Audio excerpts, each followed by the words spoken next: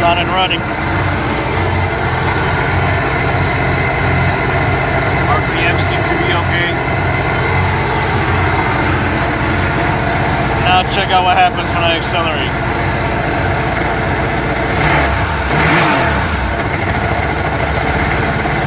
Just drop the cylinder.